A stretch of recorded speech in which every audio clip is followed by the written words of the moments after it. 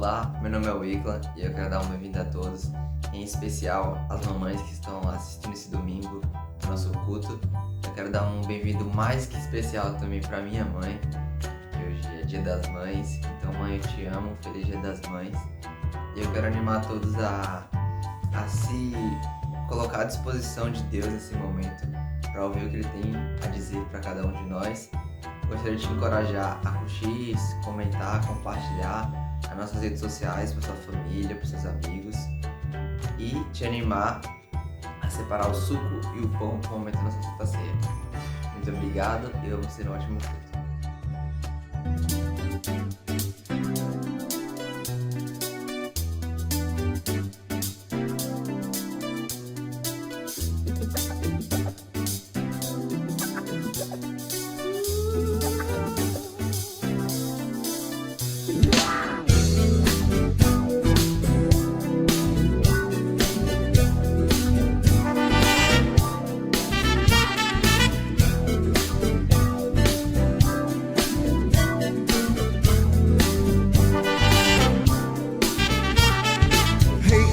Vou voltar atrás, tá decidido, definido, eu quero é mais a vida, quero a vida verdadeira com uma razão, com seriedade que sem amizade não dá certo não, dá certo não. Quem quer conquistar, tem que ir a lutar, sem medo.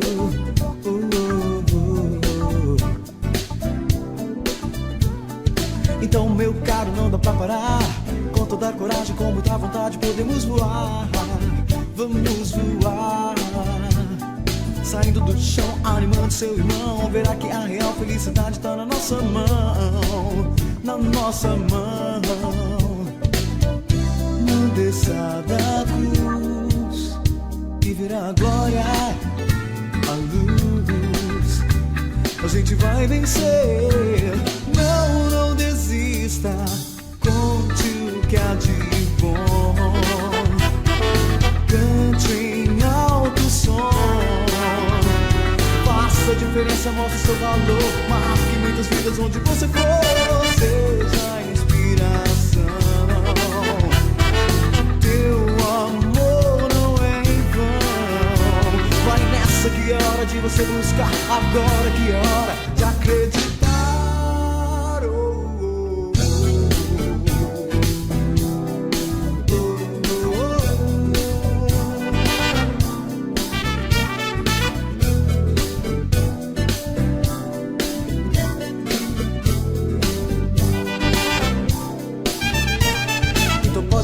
A gente vai crescer, espalhar esse milagre pelo mundo. Você vai ver, você vai ver. Vivendo a nossa causa com muita paixão, ajudando, acrescentando cada um com nossa convicção. A nossa convicção. Não basta sonhar, tem que ir a lutar, sem medo.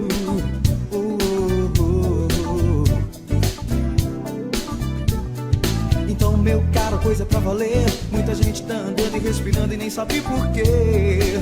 Sabe por quê? Porque é preciso entender na vida algo mais. Entender e dar valor ao que não se desfaz, que nunca se desfaz. Não desça da cruz e verá a glória, a luz. A gente vai vencer. Não desista, conte o que há de bom. Cante em alto som. Faça a diferença, mostre seu valor. Marque muitas vidas onde você for. Seja a inspiração. Teu amor não é em vão. Vai nessa que é hora de você buscar. Agora que é hora de acreditar.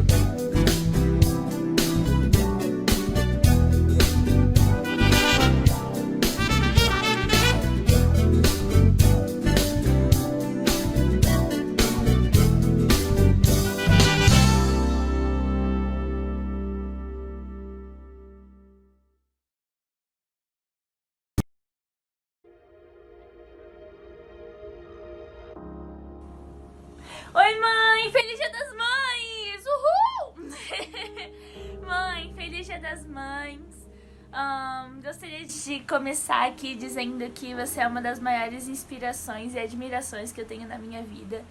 E você é tipo meu porto seguro, mãe. Obrigada por cada conversa, por cada apoio, por cada ensinamento, por cada aconselhamento que você já me deu na vida. Você é maravilhosa e uma mulher, assim, de outro nível. Te amo muito, mãe. Aproveita muito o seu Dia das Mães. Feliz Dia das Mães pra vocês. Beijo. Bom, eu amo muito quando eu e minha mãe a gente conversa. Acho que a coisa que a gente mais gosta de fazer junto é assistir séries.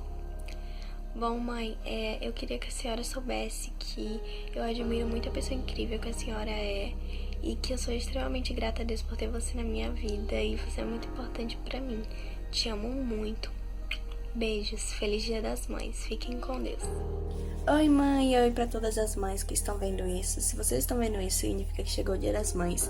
E eu quero desejar pra todas vocês um ótimo dia, que vocês possam aproveitar muito com suas famílias. E que vocês possam continuar sendo essas mulheres maravilhosas que vocês são, essas servas de Deus. Um beijão e um ótimo dia pra todo mundo. Tchau! Mãe, eu amo quando a gente conversa sobre várias coisas e quando a gente tá assistindo filmes juntos. Oi, mãe, eu gosto muito quando você lê histórias pra mim ou eu leio pra você. Eu te amo muito! Você é a melhor mãe pra mim. Feliz Dia das Mães! Bom, minha mãe, além de ser minha mãe, ela também sempre foi minha amiga, sempre foi minha conselheira, sempre foi minha guia. Ela sempre me ensinou muito, sempre me ensinou tudo que eu sei da vida.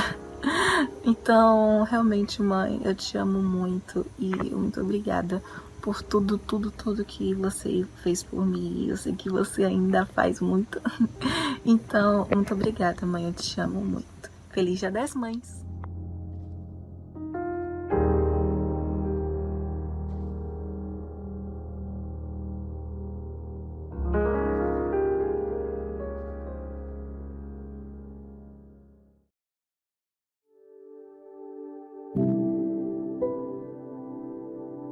Bom dia, igreja! Bom dia, irmãos, irmãs, amigos e familiares. Eu sou Luciana, da Igreja de Cristo de Salvador, e esse é o momento da nossa ceia. Gostaria de compartilhar uma escritura com vocês que fica no livro de Mateus, capítulo 9, do versículo 35 ao 38. Diz assim: Jesus ia passando por todas as cidades e povoados, ensinando nas sinagogas, pregando as boas novas do reino e curando todas as enfermidades e doenças. Ao ver as multidões, teve compaixão delas, porque estavam aflitas e desamparadas, como ovelhas sem pastor.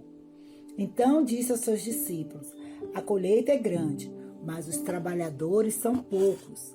Peçam, pois, ao Senhor da colheita que envie trabalhadores para a sua colheita. Essa escritura muito alegra o meu coração, porque ela revela características de Cristo muito pertinentes, características que aquecem os nossos corações. Cristo, ele desceu do céu para nos ensinar a respeito do reino dos céus. Ele ia de sinagoga em sinagoga, cidade em cidade, povoado em povoado, para ensinar as boas novas. Enquanto ele ensinava, ele curava as enfermidades e observava a multidão que o seguia. E quando ele observava, ele via muitas pessoas desamparadas, viu pessoas aflitas, e isso comovia o coração dele. Cristo se comove quando vê pessoas desamparadas. Cristo se comove por ver as pessoas aflitas. Cristo se comove por ver pessoas como ovelhas sem pastor.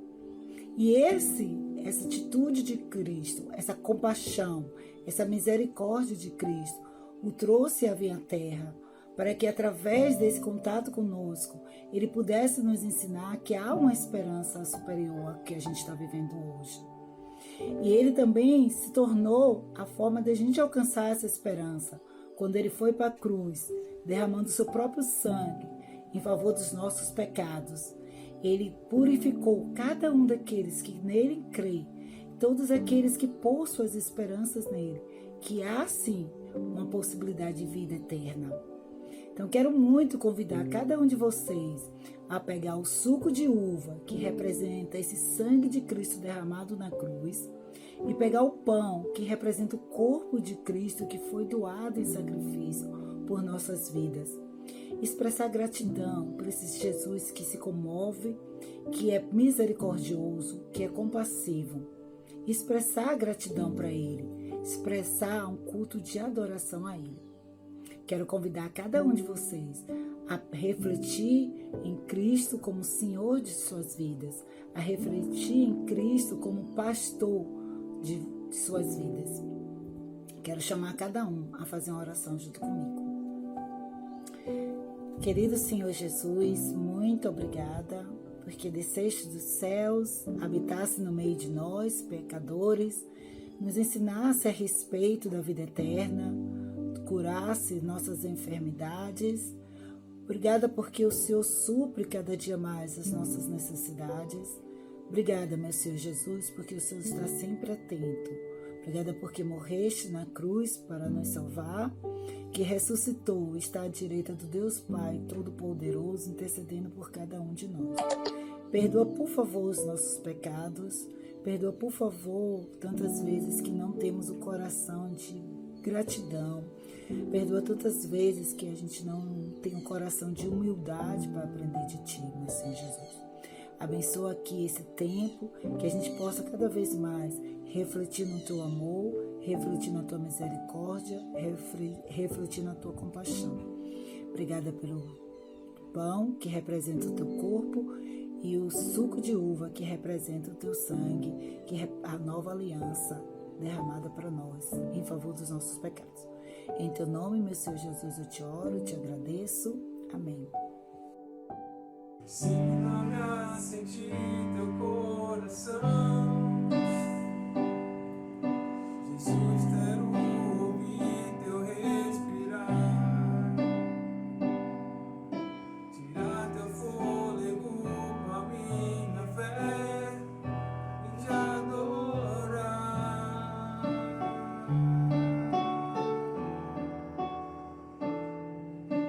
Jesus, Tu és o pão que me alimenta, o Verbo vivo que desceu do céu. Venha aquecer meu frio coração com Teu amor.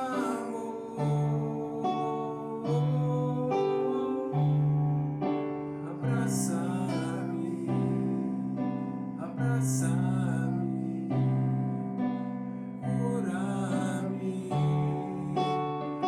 cura-me,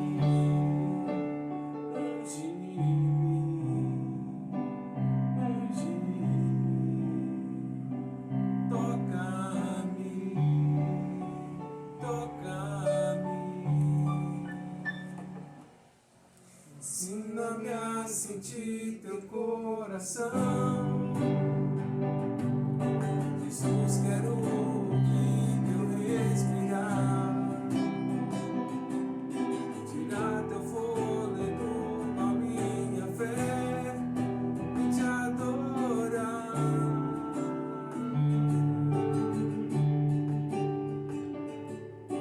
Jesus, Tu és o pão que me alimenta, o Verbo vivo que desceu do céu.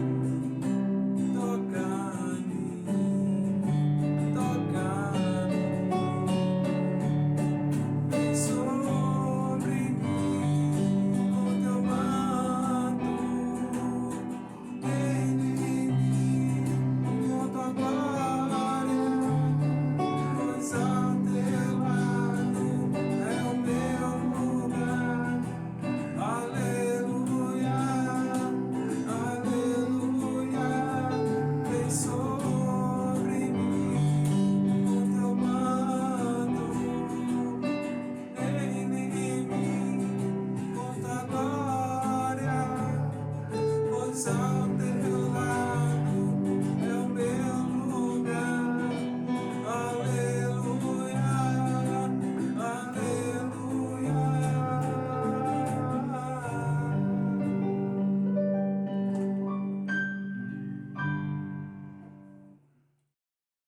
Oi, irmãos, tudo bem?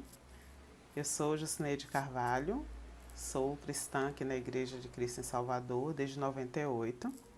E quando eu penso em ofertas, eu penso em consagração. Eu penso na oferta como eu penso na Santa Ceia, como eu penso no jejum, como eu penso na oração, na santificação, na salvação. E isso me ajuda muito a olhar para a oferta de uma maneira diferente de como a gente olha para o dinheiro. Se a gente entender que a oferta é também consagração da nossa vida ao Senhor, a gente não vai olhar como um dinheiro que tem a menos ou como um dinheiro que tem a mais. E eu queria muito convidar vocês para ler uma escritura em Provérbios 16:3, que fala: consagre ao Senhor tudo o que você faz e os seus planos serão bem-sucedidos. Ofertar, orar, jejuar, ter as nossas devocionais, tempos com Deus, são atos que requerem consagração.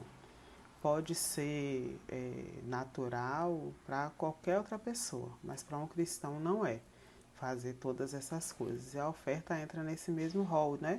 De atividades, de ações cristãs, de ações de fé. Então eu queria convidar, né, que todos nós pensássemos sobre isso, principalmente meditássemos, né?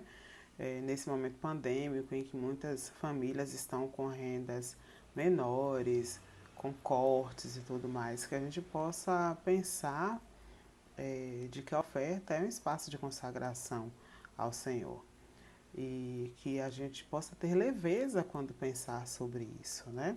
Não a oferta como algo monetário, algo de recurso, de número, mas algo de fé. Que a gente possa se animar, né, a se organizar para fazer as nossas ofertas, depositar as nossas ofertas nas contas que a igreja informa e que a nossa fé, o nosso relacionamento com Deus esteja muito calcado nisso. Quero agradecer, né, a oportunidade de poder falar sobre esse tema aqui. Um abraço.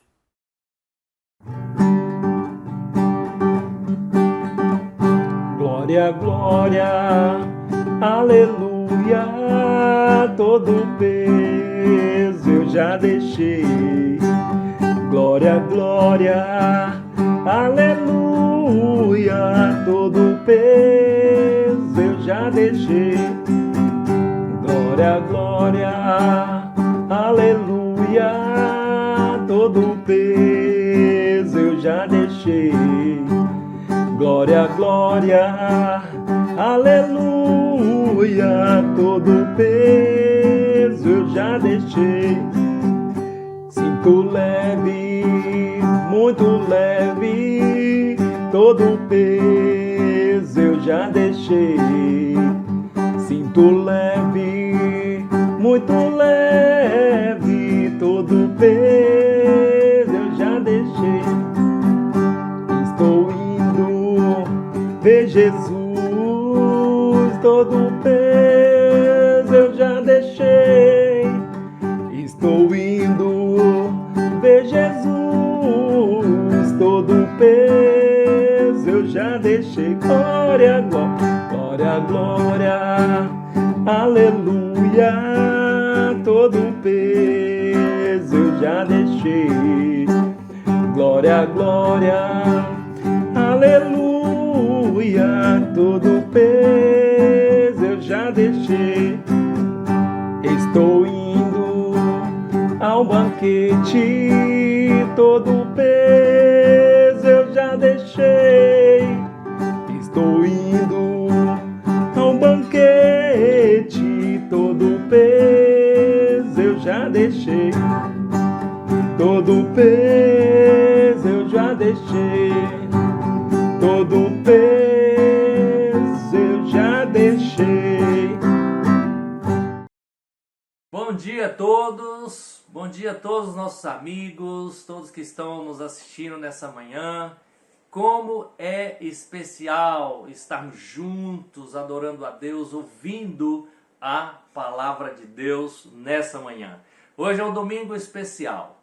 Hoje é o Dia das Mamães, Dia das Mães. Eu quero dar um parabéns para todas as mamães da igreja. Todas as mamães são especiais, são mulheres guerreiras, batalhadoras. Eu quero dizer que eu tenho uma mamãe aqui em casa muito especial, que é a minha esposa. Muito obrigado por você existir na nossa vida e na minha vida. Temos muitas mães especiais, minha sogra, minha cunhada, minhas irmãs, são várias. Como é bom poder saber que Deus está protegendo todas as mamães, e principalmente nesse momento de pandemia, que as mamães têm sido umas guerreiras, têm ajudado muito e protegido lares em todos os lados. Muito obrigado por vocês existirem e serem a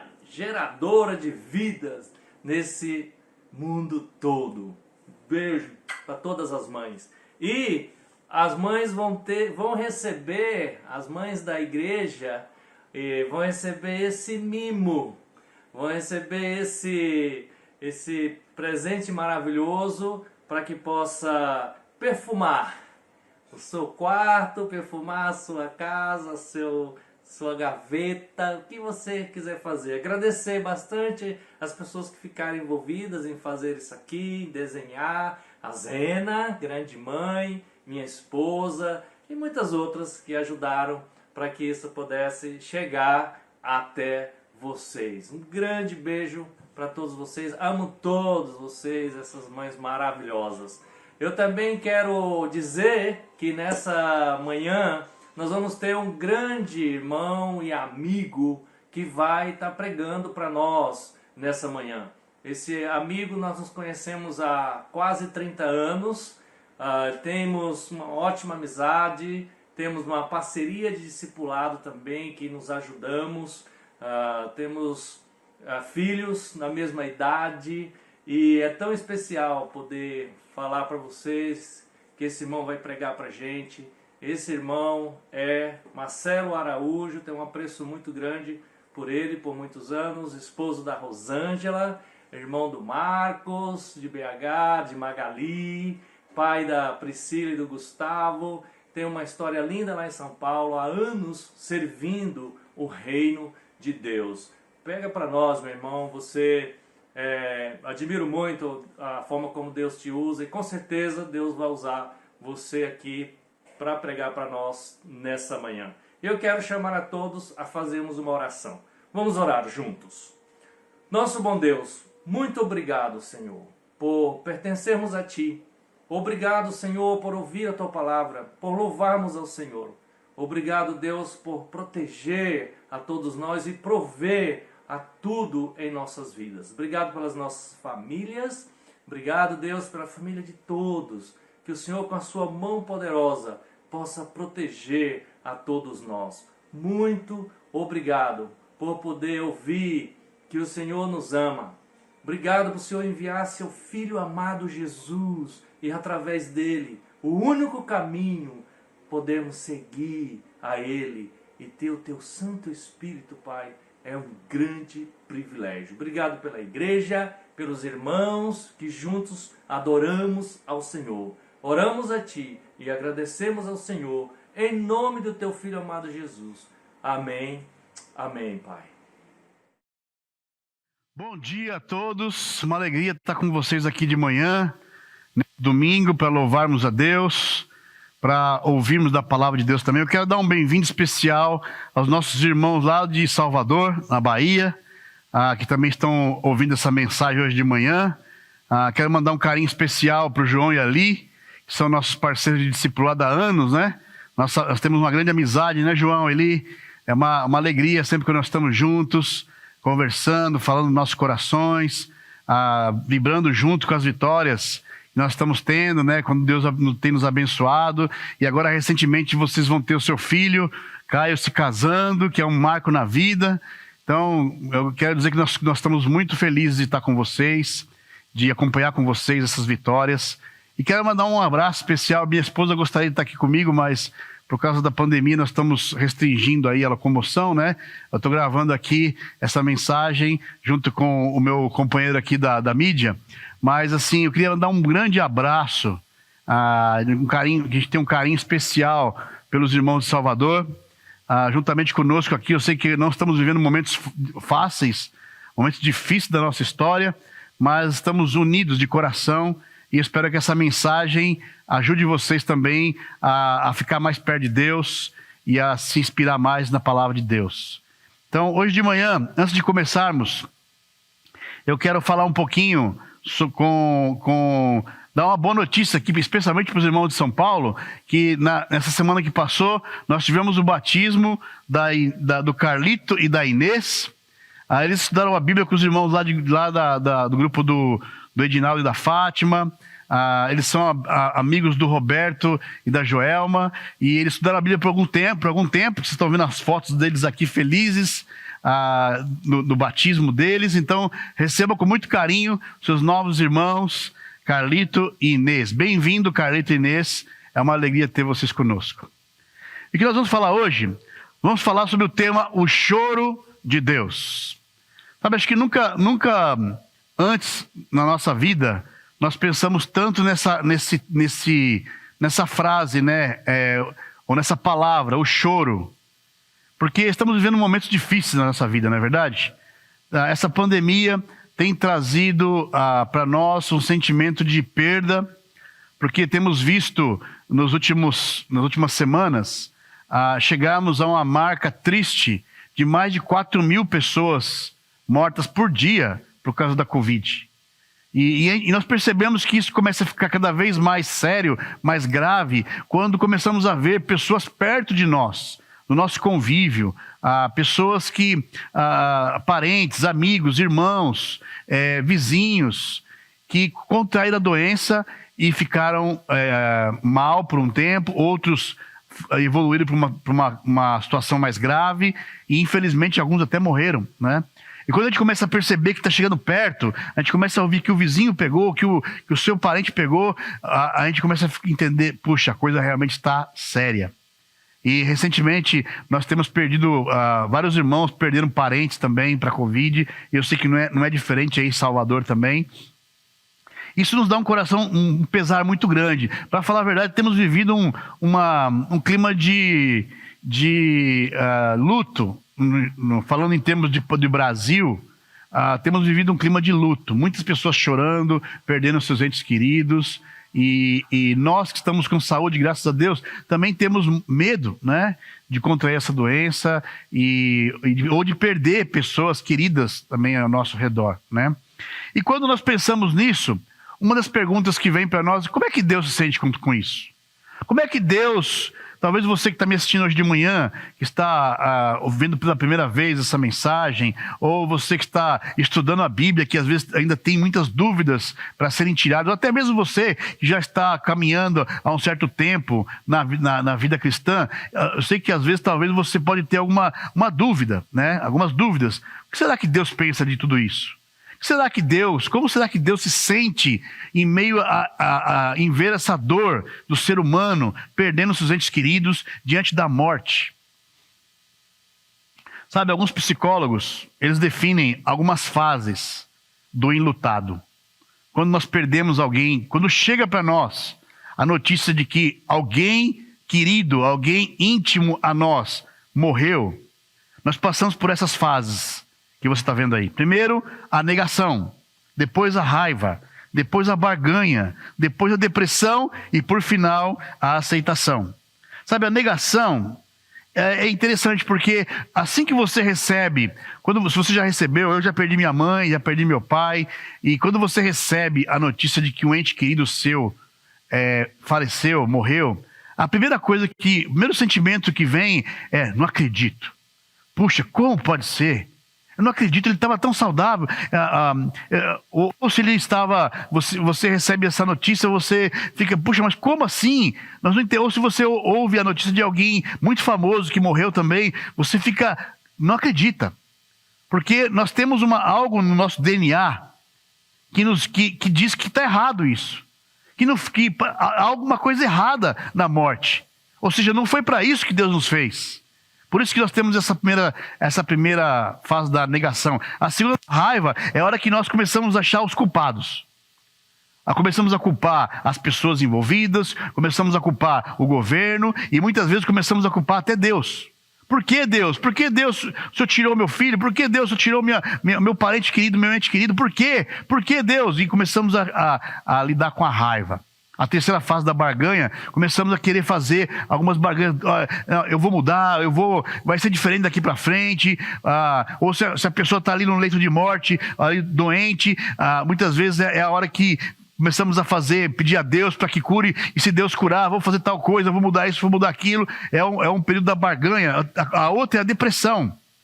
Porque quando perdemos alguém, começamos a lembrar das coisas que nós não poderíamos ter feito e não fizemos. Das palavras que poderíamos ter dito e não dissemos, do pedido de perdão que poderíamos ter feito e não fizemos. E aí vem aquela dor do passado, lembrando do passado, da dor da perda, da saudade, e muitos não conseguem sair dessa fase.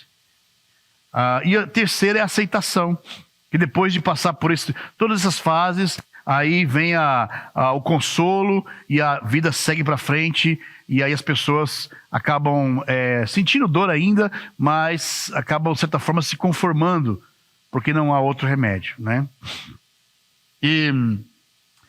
Mas sempre quando nós pensamos nisso, a gente não entende a morte. A morte é algo que nós não conseguimos entender.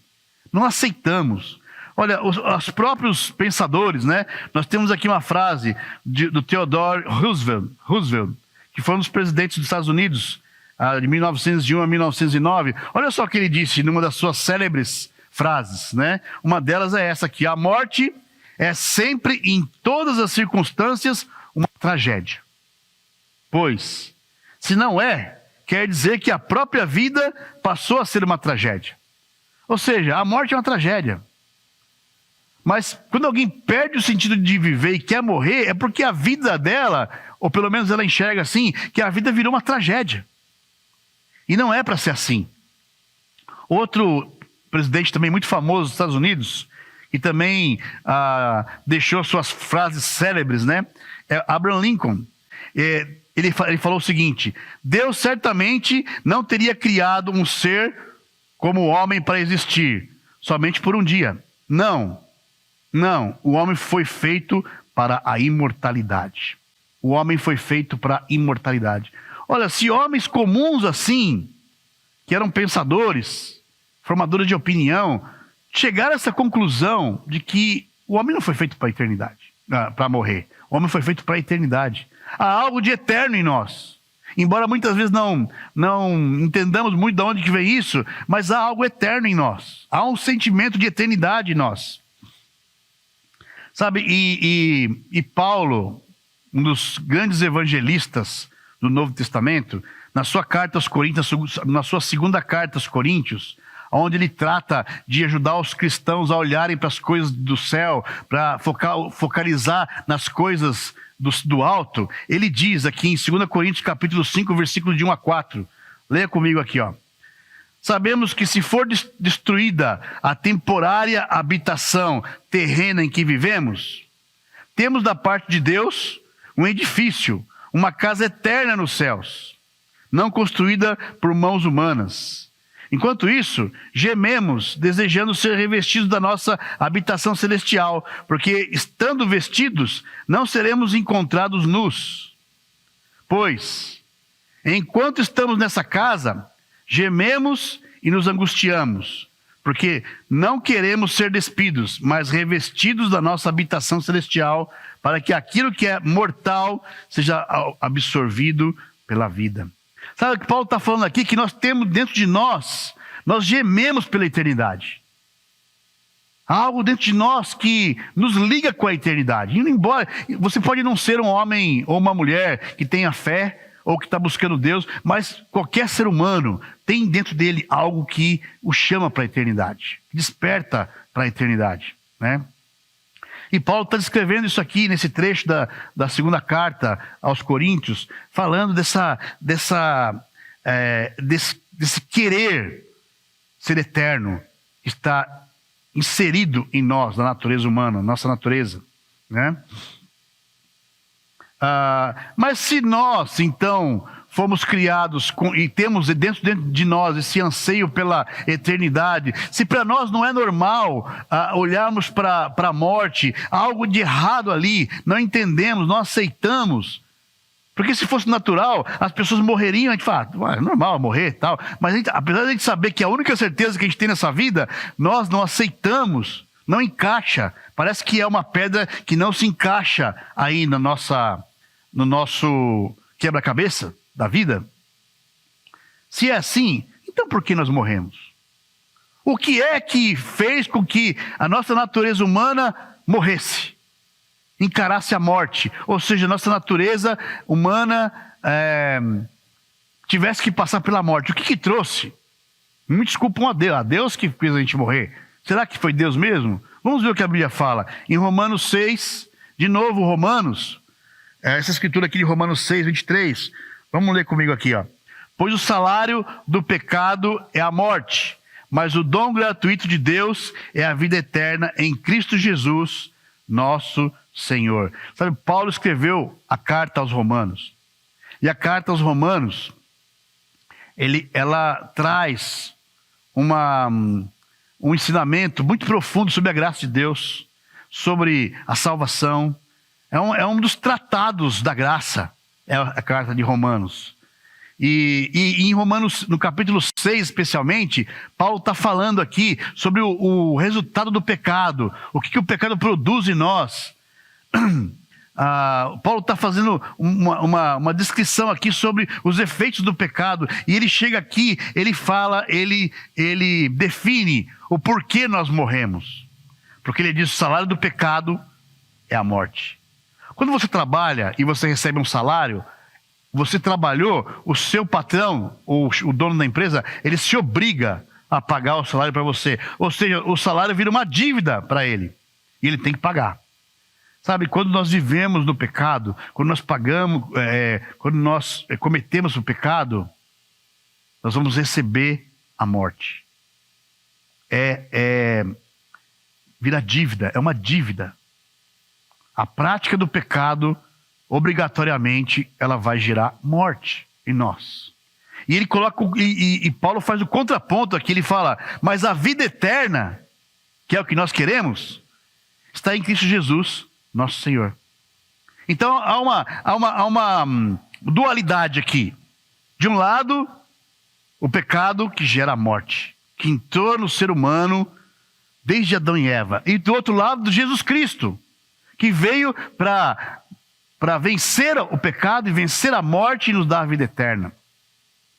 Sabe, quando Deus criou o ser humano lá no Éden, e Adão e Eva desobedeceram e saíram do paraíso, logo após seu filho, um dos seus filhos, Caim, oferece uma oferta sem coração para Deus. Deus rejeita a oferta dele, ele fica furioso, ele se enfurece, e Deus vem ao encontro de Caim e fala: por que você está furioso? Aí ele fala: o pecado está batendo a sua porta, querendo conquistar você. Você deve dominá-lo. Deus já estava falando ali, olha, que ele estava ditando ali, para a humanidade: o pecado vai bater a porta, o pecado vai estar batendo a porta querendo nos dominar. O que nós devemos fazer? Nós temos que dominar o pecado, não ele nos dominar. E é isso que acontece. O pecado está batendo na minha porta todos os dias, o pecado está batendo na sua porta todos os dias, indo ao encontro da sua natureza humana, das suas fraquezas. E Deus nos dá as condições para que nós, através do relacionamento com Ele, conhecendo a Deus, nos fortaleçamos e dominemos o pecado em nossa vida, para não gerar morte em nós. Se você tem vivido uma vida de pecados, com certeza esse pecado tem machucado você.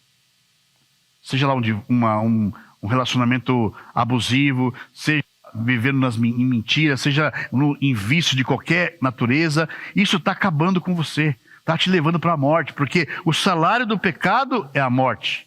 É o que a Bíblia fala. E diante desse panorama todo que eu falei até agora, como será que Deus se sente? Como será que Deus se sente vendo a humanidade agora, nesse momento, diante de tanta morte? Talvez uma pergunta que você esteja fazendo para você mesmo. Será que Deus se importa? Será que Deus chora junto?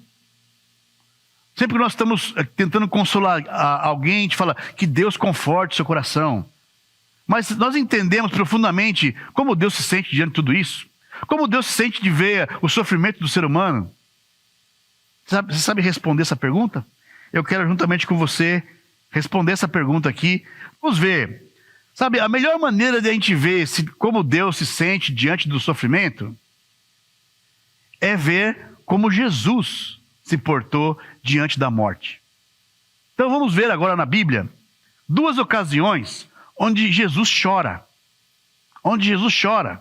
E aí nós vamos tirar algumas conclusões aqui e entender o que faz Deus chorar. O que faz Deus sentir dor, sentir sofrer por nós. Sabe, vamos lá na história de João 11. João 11, versículo 11.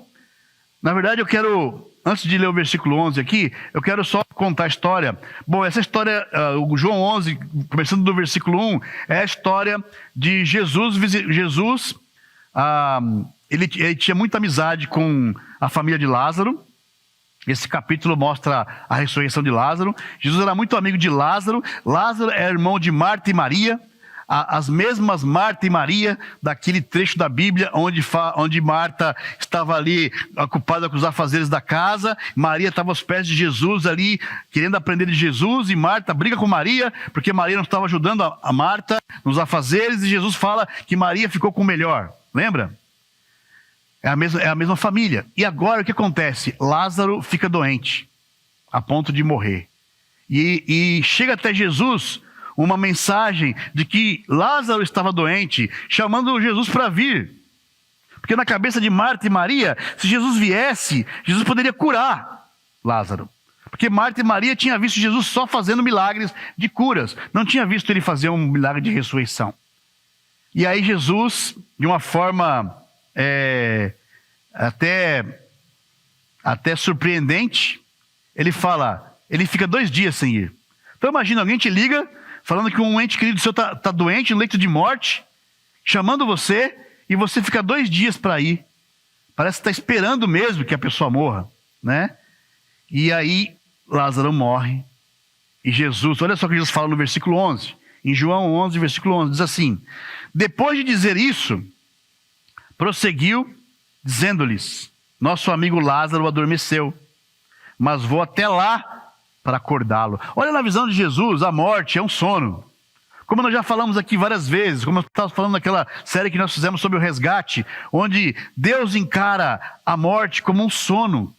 E quando alguém dorme, ele vai acordar. Aqui de novo Jesus fala: eu vou lá acordá-lo. Na mente de Jesus, ele sabia que ele iria lá para ressuscitar Lázaro. Ele sabia que ele tiraria Lázaro daquele sono, da morte, né? E ele vai até lá. E é interessante porque ele chega até a cidade, ele fica mais um pouco. Marta, que era aquela irmã mais elétrica, vai até o encontro de Jesus para falar que o irmão dele tinha morrido. Você pode ler lá, você pode ler o capítulo de João 11 inteiro, você vai ver que conta toda a história lá. Eu estou pegando os pontos principais aqui e tentando contar para você ter ideia do contexto, né? Mas Marta vai correndo e ela fala isso aqui para Jesus. Olha só, no versículo 21. Disse Marta a Jesus: Senhor, se estivesses aqui, meu irmão não teria morrido. Parece uma frase inocente aqui, não é? Mas sabe o que está acontecendo aqui? Marta está acusando Jesus da morte do irmão dela. Se o Senhor... Imagina só, se você é convidado chamado, porque o ente querido seu está doente, e você chega atrasado, e alguém fala para você, por sua causa, ela morreu. Se você estivesse aqui, não teria morrido. Você se sentiria culpado, não é? Sabe, e logo após, olha o que acontece no versículo 32. Chegando ao lugar onde Jesus estava e vendo Maria, a outra irmã, prostrou-se aos seus pés e disse: Senhor, se tivesse aqui, meu irmão não teria morrido. Agora a outra irmã também. Chega para ele e fala: Jesus, o Senhor é o culpado. porque o Senhor tem poder para curar. E o Senhor não veio aqui a tempo para curar o meu irmão. Foi isso que eles estavam falando. Pode perceber que Maria, que era aquela mulher que ficava aos pés de Jesus, nem saiu ao encontro de Jesus quando Jesus chegou. Foi a Marta que foi. Parece que tinha uma certa mágoa aqui, um certo ressentimento. Mas não é assim que muitas vezes nós fazemos com Deus, com tudo que está acontecendo, com as dores que nós estamos vivendo. Muitas vezes a gente chega a Deus, o que eu estou fazendo de errado? Onde eu errei, Deus? Por que eu estou passando por isso? Por que fulano morreu? Por que meu parente ficou doente? E a gente fica culpando Deus, jogando a culpa em Deus, para achar um responsável. Quando na verdade, os culpados disso aí somos nós mesmos, porque nós somos fruto de uma descendência caída, lá do Éden, de Adão e Eva.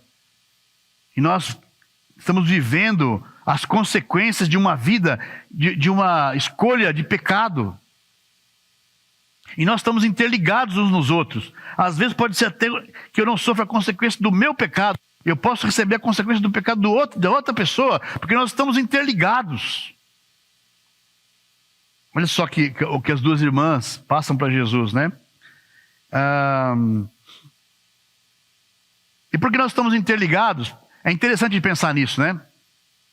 Um vírus lá na China, do outro lado do mundo, causou um estrago aqui. Quando nós, lá na Amazônia, cortam-se árvores, nós recebemos a influência aqui, com o clima destemperado, com enchente e tudo mais. Nós estamos vivendo as consequências, porque nós vivemos num mundo conectado. Quando você joga plástico no chão, na rua, esses plásticos vão parar lá nos mares, e aí o resultado vem para você, para o nosso meio ambiente, que vem para mim. Quando você não zela pelo meio ambiente, pela natureza, quando nós achamos que não é minha culpa, e as coisas voltam para nós. Nós estamos interligados. Não é à toa que vivemos uma época onde os pecados de egoísmo, pessoas egoístas, pouquíssimas pessoas com muito e muitas pessoas com nada, vivendo pecados terríveis de abusos sexuais, abusos emocionais, desigualdade, mentiras, tratamento de racismo e maus tratos das mulheres e tudo mais, e tantas coisas que nós temos vivido ultimamente, desse desequilíbrio de pecado, porque recebemos a consequência de tudo isso porque estamos interligados. Nós, seres humanos, somos interligados. Não adianta, a minha ação aqui vai refletir em pessoas. A ação de pessoas vai refletir em mim. Por isso que em Lucas, capítulo 6, versículo 31, Jesus disse a lei da semeadura. Ele fala: como vocês querem que os outros lhe façam, façam também vocês a eles. Ou seja, se eu quero colher o bem, eu devo fazer o bem. Por isso que Jesus chamou a gente viver uma vida de amor. E quando eu amo, eu vou receber amor. Mas se eu não amo, eu não vou receber amor. É a lei da semeadura. Voltando na história. E aí Jesus chega lá diante de Lázaro, ele vê Lázaro ali no túmulo e ele chora. É o menor versículo da Bíblia. Jesus chorou. 2 palavras. Jesus chorou. E é aqui que nós queremos ver como que Deus se sente com toda a dor do ser humano. Sabe, quando eu lia, se você ler aqui no versículo 35, João 11, 35, e depois o versículo 38, diz assim: Jesus chorou, versículo 35. Versículo 38, Jesus, outra vez, profundamente comovido, foi até o sepulcro. Era uma gruta com uma pedra colocada à entrada. Jesus estava lá diante de Lázaro. Quando ele vai, ele chora, ele vê as pessoas ali no velório de Lázaro, sofrendo, ele chora. Depois ele entra dentro do sepulcro, ele vê Lázaro, ele chora. Sabe, quando eu li essa escritura aqui, essa passagem, eu achava que como essas pessoas aqui interpretaram na época lá, que Jesus estava chorando porque estava com saudade de Lázaro, tinha visto Lázaro morrer, né? Estava com pena de Lázaro, sentindo a perda de Lázaro. Mas sabe, para pensar comigo. Jesus sabia que Lázaro ia acordar. Quando você vai se despedir do seu filho à noite, você põe ele na cama que ele dorme, você não chora ali porque ele está dormindo, né? Porque sabe que ele vai acordar no outro dia. Jesus sabia que Lázaro ia acordar. Então por que Jesus chorou? Sabe por quê? Uma das interpretações que faz muito sentido para mim é que Jesus aqui estava vendo o resultado do pecado na vida do ser humano. O resultado do pecado na vida do ser humano, que é a morte. Porque Jesus, se você ler lá em Gênesis 1, capítulo 1, Deus falou com Jesus, façamos o homem a nossa imagem e semelhança. Jesus estava lá na criação. Jesus viu, em João capítulo 1, versículo 1 também fala, que Jesus estava lá junto na criação. Jesus sabia que Deus, ele estava lá, ele viu o projeto inicial de Deus. Eles projetaram juntos o homem para viver eternamente, para viver uma vida plena, uma vida no paraíso, uma vida sem dor, sem sofrimento, uma vida com plenitude, com relacionamento diretamente com Deus. Foi uma vida perfeita. Deus criou isso, foi o desejo de Deus. E quando Jesus olha para Lázaro ali e vê a dor das pessoas por causa da morte, Jesus chora, porque não foi esse o plano de Deus. Jesus não fez o homem para morrer. Foi o pecado que fez isso. E Jesus chora por ver a dor. Então, sim, a sua pergunta é, Deus está se importando com o nosso sofrimento? Sim, Deus está chorando por ver tantas pessoas morrendo, por ver tantas pessoas tristes e sofrendo pela perda dos seus entes queridos. Deus não fez o ser humano para isso. Deus está sofrendo. E por isso que Deus fala para nós amarmos as pessoas e consolarmos as pessoas. O que nós devemos fazer? Irmãos, mais do que nunca, nós devemos consolar nossos irmãos que perderam seus entes queridos. Consolar nossos vizinhos. Consolar os amigos. Quando você ouviu que alguém perdeu alguém está no hospital, oferece o seu consolo. Porque Deus sofre também com o ser humano por causa da dor, da morte. Outra ocasião em que Jesus chora é em Lucas 19, versículo 41. Lucas 19, Jesus estava aqui prestes a passar pela crucificação. Ele está aqui entrando em Jerusalém, onde ele jantaria o jantar da Páscoa, renovaria a aliança com os discípulos ali, conosco também.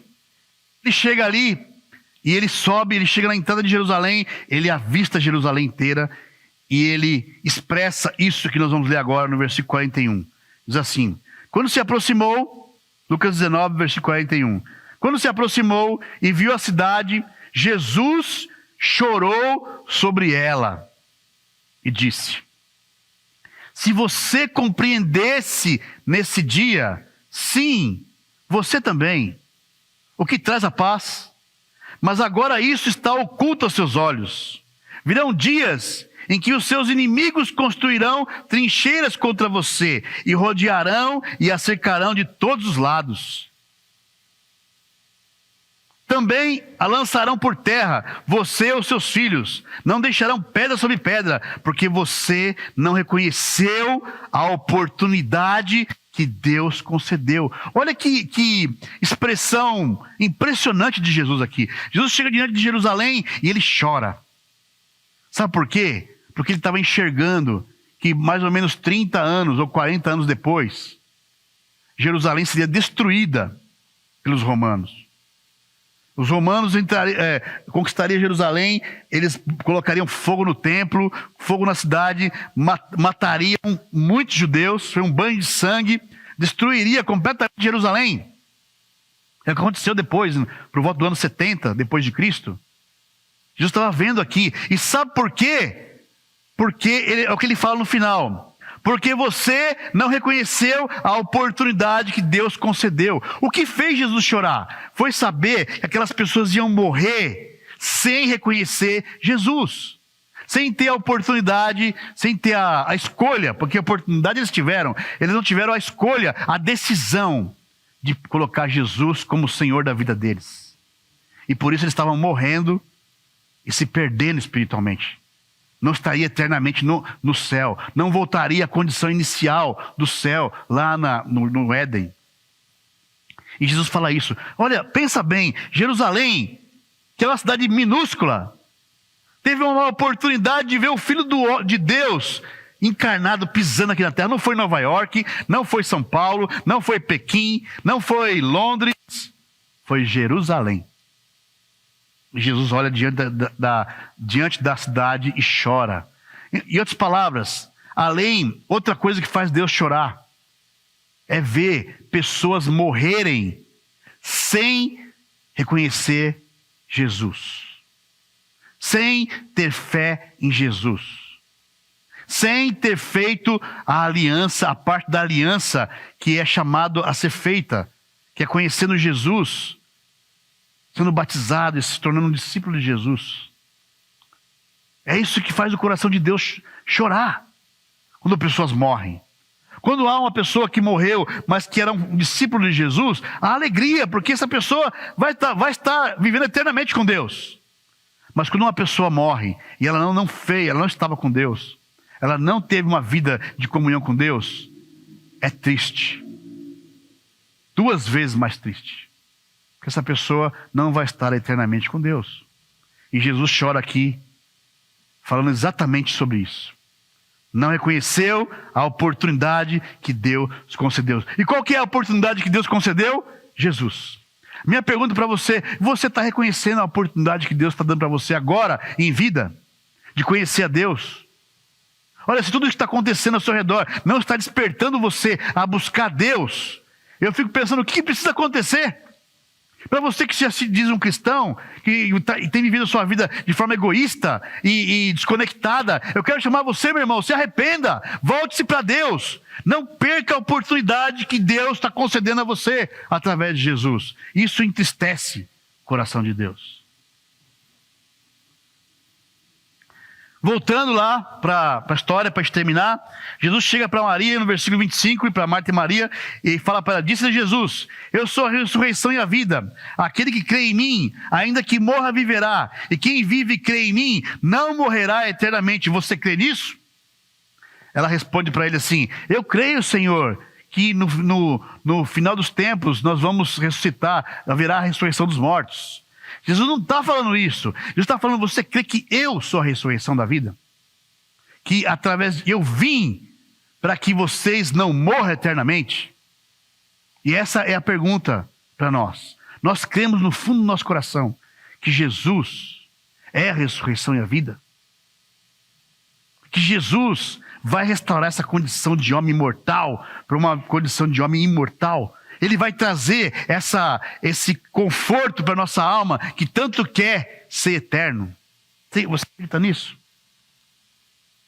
Sabe, às vezes eu fico ouvindo pessoas dizerem assim, nós estávamos lá fazendo uma vigília durante 40 dias e foi incrível, e nós estávamos orando pelas pessoas que estavam doentes, e algumas pessoas, Deus abençoou, que foram curadas, como a Regina lá de Guarulhos, como o Edson Leão, também, milagrosamente, Deus abençoou, Deus ouviu nossa oração. Mas também nós tivemos pessoas que nós oramos, que morreram. Então a pessoa que foi curada, o irmão poderia falar assim, Deus foi misericordioso comigo e me atendeu, Deus foi bondoso comigo porque Ele curou o meu irmão, meu parente. Aí o outro podia falar, então Deus não foi bondoso comigo porque Ele não curou meu parente. Não, Deus é misericordioso e bondoso sempre. O problema é que às vezes a gente quer que Deus atenda a nossa oração do jeito que a gente quer. Que Ele só é bondoso e misericordioso se Ele atende o que eu quero. E Deus não vai ficar interferindo em tudo. Ele não tem que interferir. Mas nós queremos que Ele interfira. Sabe, frases como essa. Ele morreu, mas foi a vontade de Deus. Não. Nunca foi a vontade de Deus do homem morrer. Deus criou o homem para ser eterno. Ele morreu por causa da situação caída que nós herdamos e o pecado que tem vivido em nós. Deus tirou ele de mim. Não, Deus não quer tirar ninguém de ninguém. A pessoa morre porque ela tem a condição de pecador e de caído. Não foi Deus que tirou. Foi plano de Deus ele morrer. Não, Deus não tem plano. Ou não foi plano de Deus nós morrermos. Pelo contrário, o plano de Deus foi que fôssemos eternos. Por isso que Ele deu Jesus de novo. Jesus para nos salvar. Deus não fez nada para ele não morrer. Deus fez sim. Deus deu Jesus. Ele deu o melhor que ele tinha. Sabe, quando nós fazemos esse tipo de pergunta, é como se nós fôssemos aqueles filhos mimados que pegam o carro do pai e saem fazendo um monte de infração, aí vai preso e aí queremos que o pai vá lá e solte da cadeia. Né? Queremos que o pai vá lá e solte, pague a fiança. Quando na verdade esse rapaz deveria responder pelos seus atos. Muitas vezes a gente faz isso, né? Ou aquela pessoa que fuma a vida inteira, que está com câncer de pulmão, e a gente fala, Deus, por que você tirou ele, Deus? Mas na verdade, o cara fumou a vida inteira. A culpa é dele, que não preservou a vida. Mas nós queremos culpar alguém, e muitas vezes culpamos a Deus. Sabe, pensando nisso, que Deus, essas duas coisas que Deus tem conosco, quando Ele chora, primeiro, quando Ele por sentir a dor que a morte causa nas pessoas. E por ver a situação de humilhação em que um homem foi parar por causa da morte. E a segunda, então a primeira coisa é essa. O que nós devemos fazer diante dessas situações que entristece tanto o coração de Deus? É o que fala aqui nessa tela que você está vendo. Alegre-se com os que se alegram. Chore com os que choram. Romanos 12:15. Bem-aventurados os que choram, pois serão consolados. Mateus 5:4. Bem-aventurados os misericordiosos, pois obterão misericórdia. Mateus 5:7. Deus está falando para a gente ter misericórdia, para a gente se consolar. Então, o que nos resta agora nessa época, irmãos, além de orar e pedir a Deus, é consolar uns aos outros. Quem você está consolando? Quem está consolando você? Agora é hora de fortalecer nossas amizades, para um consolar o outro, para a gente fazer o papel de irmãos que se alegram com os que se alegram e choram com os que choram. E com relação ao outro fato que nós lemos aqui, que faz Deus chorar, que é ver as pessoas morrendo sem se unir a Cristo. É o que fala aqui em 2 Coríntios capítulo 5, versículo 20. Paulo falando, portanto, somos embaixadores de Cristo, como se Deus estivesse fazendo seu apelo por nosso intermédio. Por amor a Cristo suplicamos, reconciliem-se com Deus. Deus tornou pecado por nós, Deus tornou pecado por nós aquele que não tinha pecado, para que nele nos tornássemos justiça de Deus. Nós somos embaixadores de Cristo. Sabe, Deus está gritando por meio do nosso intermédio, olha, se reconcilie com Deus, eu não quero mais ver pessoas morrendo e indo para o inferno, se perdendo eternamente, porque não se reconciliaram com Deus. E aí que entra a nossa parte, irmãos. Nós sabemos disso, então vamos levar essa mensagem para as pessoas, vamos trazer as pessoas para se reconciliar com Deus, para que através de Cristo elas possam ser justificadas e dessa forma elas poderem ressuscitar e viver eternamente com Deus, como foi o projeto inicial de Deus para o ser humano. Então essa deve ser a nossa... Então, para terminar, a primeira parte onde Jesus chorou, vamos consolar uns aos outros, porque Deus chora por ver a nossa dor, por sentir a nossa dor. Então vamos consolar os irmãos, vamos ter relacionamento, ligação um com o outro, para consolarmos uns aos outros. E quando Deus chora por ver as pessoas também morrendo e não se salvando, vamos usar nosso tempo, tudo que nós temos, para trazer as pessoas para se reconciliar com Deus. Vamos estudar a Bíblia com as pessoas, vamos mostrar Jesus, vamos mostrar a misericórdia de Deus, vamos mostrar Deus, o amor de Deus, para que as pessoas se voltem para Cristo e se reconciliem e aproveite a oportunidade que Deus está concedendo. Então Deus chora. Deus está chorando por sentir a dor que nós sentimos de perder pessoas e a dor por ver pessoas morrerem sem ter a oportunidade de estar com Deus, ou sem abraçarem a oportunidade de estar com Deus. Então que Deus esteja com cada um de nós, que Deus possa confortar nossos corações, nos ajudar também a confortar o coração dos nossos irmãos e mais do que nunca nos unir, para que passemos por essa situação e saiamos dela mais fortes e mais convictos do nosso papel que Jesus nos deixou aqui, que é propagar o Evangelho. Vamos orar juntos. Deus, muito obrigado pela tua misericórdia, Deus. Obrigado pelo teu amor, pela tua compaixão. Obrigado porque o Senhor se compadece conosco, Deus. O Senhor está vendo, Pai, nosso sofrimento, a dor, Pai, dessa pandemia, ceifando vidas, tantas vidas, Pai. E eu sei que esse não é o seu desejo, não foi esse o seu projeto, Deus. O Senhor se compadece por nós, Pai.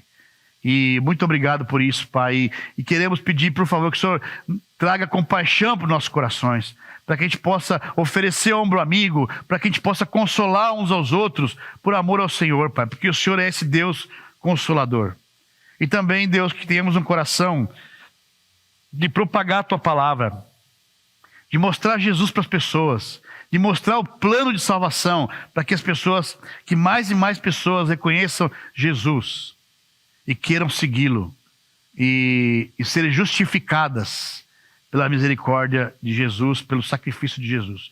Muito obrigado, Pai, abençoe a todos. Obrigado aos meus irmãos também de Salvador, abençoe essa igreja querida, em nome de Jesus que eu oro, grato, amém. Muito obrigado, Marcelo, por sua mensagem. Com certeza tocou os nossos corações e a gente refletindo, vamos dar a mudança e preparar nossos corações para glorificar mais e mais o nome de Deus. Obrigado, meu irmão. Eu também queria dizer para vocês que nós estamos muito, muito felizes, porque a semana que vem o Caio, nosso filho, vai se casar. É uma grande alegria para nós. Vai se casar com a Sara. Sara é o nome da sua noiva. E vai ser lá em Brasília. E a gente está disponibilizando para todas as pessoas o convite online. Todos podem acompanhar o momento. Vai ser no sábado que vem, às 10 horas da manhã. E se não chegou até você ainda o convite, pode pedir que a gente envie. Será um prazer enorme ter cada um dos irmãos, os amigos, acompanhando o casamento do nosso filho online. E está sendo feito micro, mas não deixa de ser tão contagioso, importante, amoroso, porque por causa da pandemia, né? A pandemia não deixou que muitas pessoas, parentes e os amigos estivessem juntos. Então, conto com as orações de vocês, por favor, orem para que dê tudo certo. A nossa proteção também de estar indo para lá, protegido por causa do momento e todas as pessoas que vão estar envolvidas. Um grande beijo, eu amo muito vocês, um ótimo domingo e uma excelente semana para todos nós. Um grande abraço, beijo, amo vocês. Tchau. Quero cantar, quero amar, quero viver o seu amor. A alegria de mudar a minha vida por Senhor. Vou expressar com gratidão e imensidão o seu valor. E dedicar a minha vida para ser um pescador. Pai, lançarei a rede todo dia. E celebrarei com alegria a boa causa quer salvar. Vou anunciar boas notícias que vem do Senhor, meu Deus. Em cada bairro, cidade ou país, sua justiça vai mudar os corações de quem te quer. A nossa geração vai ter chance de ser feliz. Pai, lançarei a rede todo dia e celebrarei com alegria a boa causa quer salvar. Quero cantar, quero amar, quero viver o seu amor.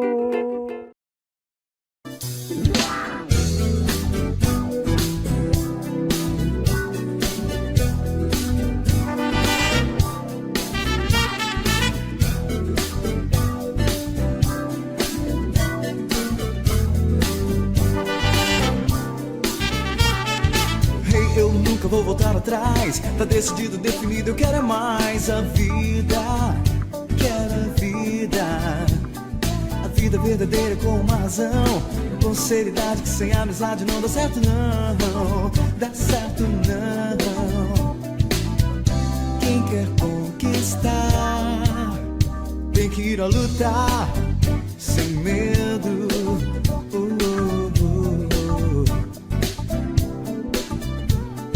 Então, meu caro, não dá pra parar.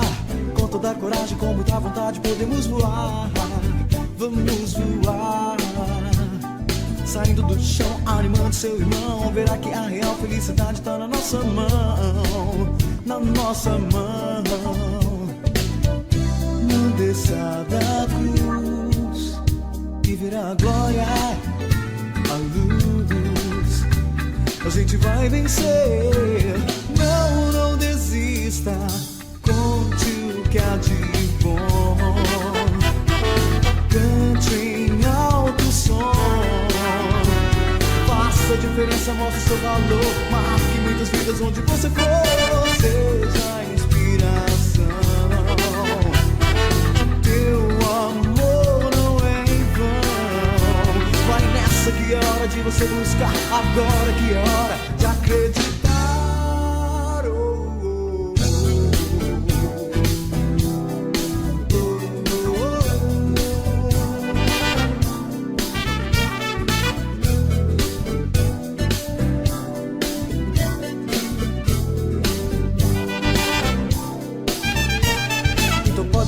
A gente vai crescer, espalhar esse milagre pelo mundo. Você vai ver, você vai ver. Vivendo a nossa causa com muita paixão, ajudando, acrescentando cada um com nossa convicção. A nossa convicção.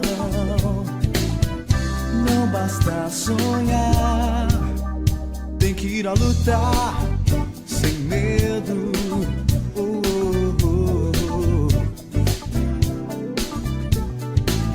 Meu caro, coisa pra valer. Muita gente tá andando e respirando e nem sabe por quê.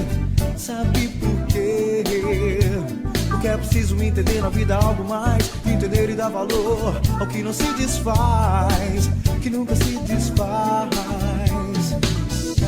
Não desça da cruz e verá a glória, a luz.